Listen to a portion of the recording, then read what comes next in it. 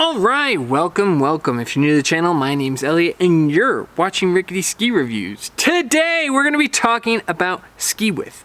Are your skis too wide? Well, if you watch a lot of ski YouTube like I do, you would think that your skis are probably too wide based on what everybody's been telling you. You've got Deb Armstrong saying that your skis are too wide, that the consumers have been misled by social media and by ski sellers. I feel the average American skier who doesn't know that much has been just a little bit led astray. It's sort of the blind leading the blind. They're watching skiers on the hill that are using skis that are really, really wide and not appropriate for the terrain they're on. You've got Tom Gellie saying that the most of the people that are coming to his ski camps are on skis that are too wide, that it's prohibiting people from progressing in their skiing. I've just found, like, I would just encourage people, if you don't have a ski like we're talking about here in that quiver, like you are really holding back if you want to improve your skiing, because I just get,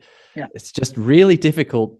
Once you get better, sure, you can then expand it. Even got me. A lot of times I say, hey, you know, the average person, their skis are probably a little bit wider than they need it. Just anecdotally, I see people with bent 120s as their daily driver. So, is that true? Are your skis in fact too wide? Have you been led astray by the ski industry? And the answer is, probably not. But let's get into it. In Deb Armstrong's video, Wide or Narrow Skis and the American Skier, she talks about how a lot of skiers have been kind of led to get into wider and wider skis, and how that's not always beneficial because the time it takes to get edge to edge is longer and the conditions that you're realistically in. And that's true. I think for a lot of people, be realistic about what the actual snow conditions are on your mountain. The second thing, I think, in my opinion, on where the ski industry has led people astray is just the term I hate the most, the One Ski Quiver. The problem is the One Ski Quiver is a bunch of baloney. There is no ski that is going to be your entire quiver. And if it is, it's probably not doing a very good job. Let me explain. I have 3 skis back here. Atomic Maverick 88 Ti. I've got the Meier Wrangler, which is a 93 width. And then I have my Salomon QST 106. There is no ski there that works for every single day at Bogus Basin. Now, the Meier Wrangler probably gets the closest. It's good for 75% of the days, but there are days where it's too wide and days where it's too narrow. So, in my opinion, if you want, like, no baloney, I'm not selling you anything, my honest opinion, at the very least, you should probably aim for a 2-ski quiver. Start with your daily driver, like my Atomic Maverick 88 Ti, but again, I'm out west, for the ski that's comfortable for the majority of the days. And with that Horizon Tech, you can still explore some of the powder. Salomon QST 92 is a really good example as well. And then buy your designated powder ski. They don't get a ton of mileage, so they can last for years and years, but that's how I would do it. Pick a daily driver that is comfortable and can allow you to carve, and then get a wider powder ski. Here's the other thing. I watched Tom Gellie. He did a pretty good interview with Ski Talk, and for the people who left a bunch of comments saying that I don't like Tom Gellie, I actually do like him a lot. I've watched more of his content and he's grown on me. I don't think he's the world's best interviewer. I feel like his videos are kind of awkward, like staring up into his nostrils, but the stuff he's saying is pretty good. So no hate towards Tom. I was being critical of his awkward interview with Ted Rickety, but I'm not critical or think that he's saying anything that's not true. I think he does a pretty good job and he has some pretty good insight. I just think that for me, you know, as people who have relatives that are hard of hearing, or somebody who struggles to kind of like pay attention to really boring stuff, that was kind of my issue. But I like Tom Gellie overall.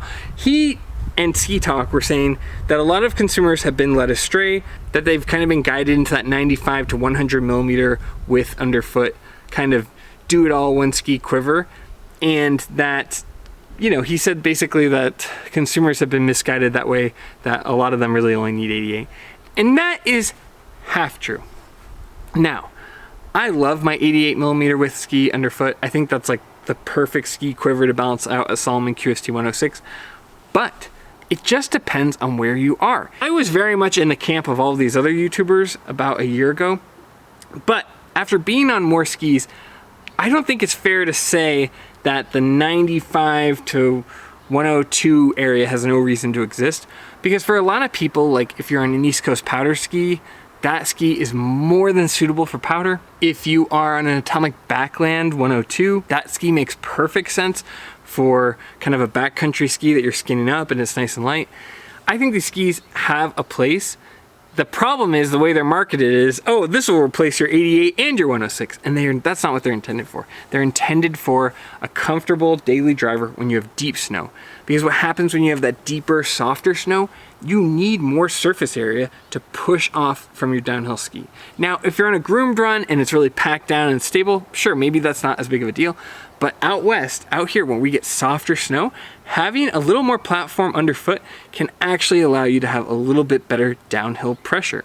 So I think when you hear a lot of like ski racers or people in the industry that are primarily based on the East Coast talking about this stuff, they tend to get a little bit of tunnel vision because yeah, on the East Coast, I wouldn't want that. I was watching the video about ski width from Out of Collective, and a lot of what he's saying tracks if you're only skiing at Cannon, which is where he's from, Cannon, New Hampshire.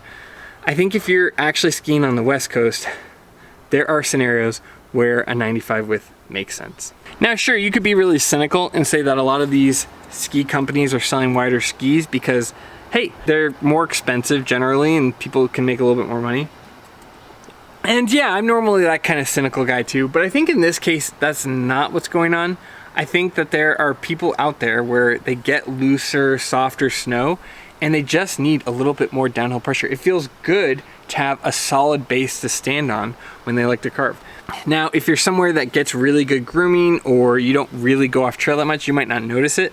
But for some people, having a daily driver where they're constantly going off trail and constantly going on soft snow, a 95mm width ski makes sense. So now that I've thrown mud at every other ski channel out there, let me defend myself a little bit. I'll explain what width I think is good for what. So if you want like 70 to 80, just really broadly, let's say 70mm width underfoot to 80mm, that is more of like your designated carbine ski. Those are really quick edge to edge.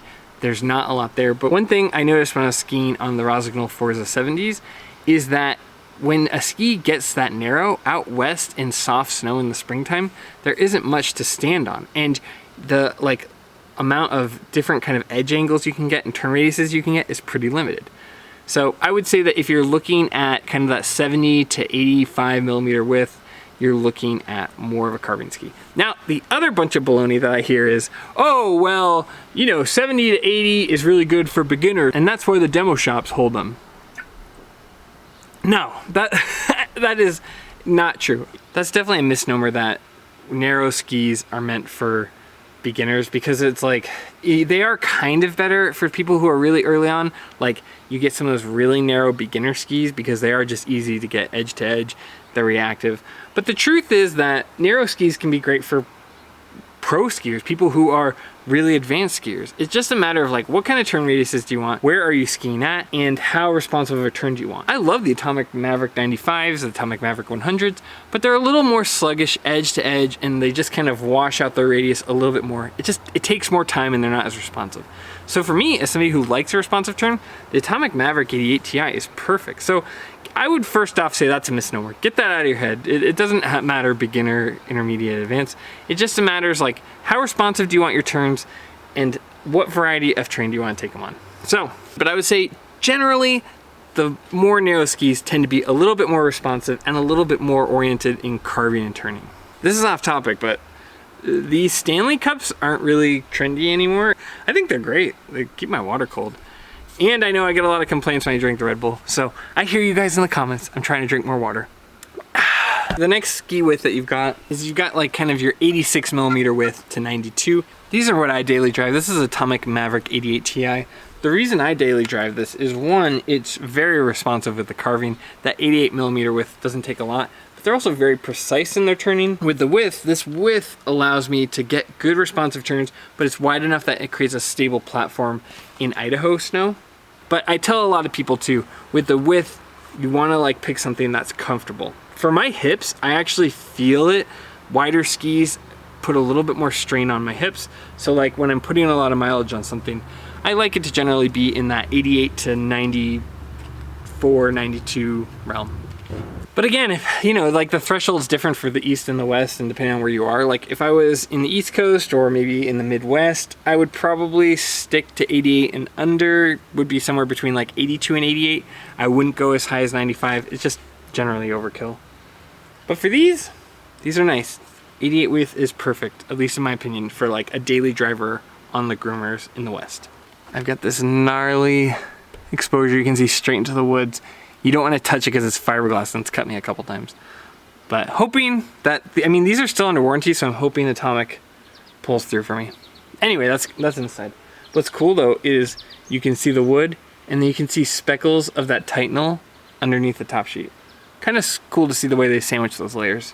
All right, up next we have what I kind of call the safe bet. Now these skis width is 94 millimeter width. I would categorize this anywhere from 94 to 102, where it's got a similar construction to the kind of 88 width, but it's hedging its bets a little bit more. You can see here it's got a wider tip. This is the Meier Wrangler 94, which I really like. This is my favorite, one of my favorite skis that I tried this year, honestly. The reason I call this my safe bet is that you could have these just sitting in your car all year long, and no matter what you kind of did or what else you had in your car with you, my car only fits 2 pairs of skis, so I think of it this way. I could have my 88 and this, and if I got a little extra powder, I'd be able to enjoy that much more powder. If I only had these and my powder skis, my QST 106s, well, the snow kind of stinks and I'm only staying on the groomers, I could put my QSTs away and get these out and have a blast. You could kind of reverse this down a little bit if you're on the East Coast or lower, but for the West Coast, in my experience, this 94 is a pretty safe bet in that, like, it's got a nice open tip for flotation in the powder. It's still got enough kind of narrowness to it that you can carve and really pin your turns. It's not as responsive as the 88, but there's very few days where this ski wouldn't be good. If you were on the ice or hard pack, it's still fun. It's not as optimal, but it's still fun. If you're on the ski with powder, it's still fun. It's not optimal, but it's fun. The problem with the ski industry is that they like to advertise the ski as a One Ski Quiver, and that's a bunch of baloney. I mean, this ski is good in about 80% of conditions, but there's no such thing as a One Ski Quiver. You're making sacrifices on either end with this. Now, Meier's ski is a kind of almost the exception because I think they made a really aggressive turning ski, but you know, there's always sacrifices made somewhere. This is, like I said, just a safe bet. It could be in your car and it'll complement your other skis. It's just not gonna carve on a dime as well as the Maverick 88. It certainly carves better than the Maverick 95, and it's not gonna float as well as a wider ski. Or like even Meier's own powder skis, those just float better because they have more surface area, more width. That's not what they're meant to do, but they can cover most of that area. The problem is that people get into this mindset that this is gonna do everything, and it just cannot. But I mean, these skis, the Meier Wrangler, these are exceptional. I like these a lot. All right, and lastly, we have the powder ski. For me personally, I use the Salomon QST 106. I think anywhere between like 106 and 120 is a good powder ski. I like things around 110 just because they're a little bit more comfortable on my hips. On the skis I've skied, like the QST Blank or things that are closer to the 120 width, they're just a little bit harder on my hips. They really take a lot to ski and they're just harder on my body. Whereas this QST 106 I think is like the perfect level of flotation, surfiness. It carries the speeds through certain lines really well. I love my QST 106s, but this is the powder ski. Now, these are not good for carving. These kind of can carve because they're on the narrower end of a powder ski, but they're really not meant for carving. This is a specialized tool for skiing powder. This is meant for flotation. This is meant to kind of keep you floating on those big stashes of powder. This is not meant to be like a high mileage ski. This is a specialized tool. But when it's used appropriately, it absolutely does the job better than these other two skis. The thing that's interesting about these skis is they don't tend to get a lot of mileage, but they do kind of end up getting replaced just as much as the other skis because depending on how much snowfall you get that year, if you have fresh powder and you've had kind of lousy conditions before that, like we did this March and April, there are what they call little sharks, little rocks kind of hidden underneath the snow. So when you have fresh snow everywhere, it'll look even and you'll find a lot of rocks. So you tend to get a lot of core shots in these skis. So they don't get as much mileage, at least not out here in Idaho, as these other skis, but they do end up getting replaced. So find something that you like, something that floats well. It's absolutely worth demoing these, but you're really not looking for the same things you're looking with the other skis. Responsiveness really doesn't matter as much. What you're looking for is flotation, smoothness of the turn, that the ski kind of sits back in the right area, in a comfortable area where you can carry your momentum and come across the hill. You want to be able to access a lot of the mountain. The big width is the priority, and like the surfy kind of sliding your turn out in those big waves of powder is the priority. These skis honestly have a lot more in common with snowboards than they do with their carving ski counterparts. They tend to have a lot more splay just so that you can kind of keep that flotation when you sit on them. So in my opinion, the 106 to 120 is that designated powder ski. Honestly, I love like 106 to 116 for a powder ski. I think once you start to get into the 120, those are even more specialized tools. Like those are like cat skiing skis, or if you're going heli skiing. For the average person that's just using chairlift access, 110, in my opinion, is like the perfect powder ski width, at least out here in Idaho. So, you know, pick it accordingly. I like that these can actually turn a little bit. You know, when I go on the cat tracks or I'm accessing other things, they still have a little bit of shape to them. And I think that combines nicely when you're like gaining momentum on something that might be groomed, and then you're going off trail into a big stash of powder. So anyway, that's kind of the full lineup for what most people actually need. Now you could get more specialized kind of carving skis that are really narrow, and you could get wider skis that are cat skiing skis. But for the average person on the West Coast, going 88, 94, and 106 is perfect. I have also like the Atomic Bent 110, so you could do that. You could go a little bit narrower on either end, but generally in this area covers 100% of the days for me. Hopefully you found that helpful. I think a lot of the information I found is pretty good, but it is lacking like what skis to go where. So those are my three main categories. You have a daily driver, you have your safe bet, and you have your powder ski, which is designated for powder. Daily driver, I would say, is 80 millimeters to 90 millimeters. If you're looking for your safe bet, that's your 92 to 100 millimeter width skis, where they don't really do anything great, but they can complement being your second ski up to the mountain just in case the conditions aren't what you thought they are. They'll generally just work with everything. And then you have your specialized tool, which is your powder ski, which is, in my opinion, 106 and higher, 106 to 116. And then when you get into the 120, that's specialized like cat, big mountain, big powder skiing. I hope you found that helpful. Don't fall for the One Ski Quiver. It doesn't exist. And when you're looking at buying this, be realistic to what snow conditions you're actually getting at your home mountain. I know a lot of people like to think, oh, they see Instagram, they see all the big powder, and they just go straight to the widest thing they can because, oh, they think, oh, I'm gonna spend more money, I'm gonna get a better ski. Realistically, on an average day at your home mountain, you're probably looking only at like 2 to 3 inches on average of snowfall. So be realistic with what you're actually getting, because I can tell you, as somebody who has QST 106s, they get used maybe 10 days out of the year. So be realistic, buy for what your snow conditions actually are, and you know, don't try to get a one ski to do everything. Get skis that fit a specific purpose based on their width. Anyways, if you like this kind of content, please consider liking and subscribing. That's a free way to help the channel. I will also list down below all of the skis that I personally use or that I like for each different area. And if you are looking at purchasing something and you use those links, that is a free way to support the channel. But as always, just thanks for being here. Thanks for watching. And as always, I'll see you in the next one. See ya.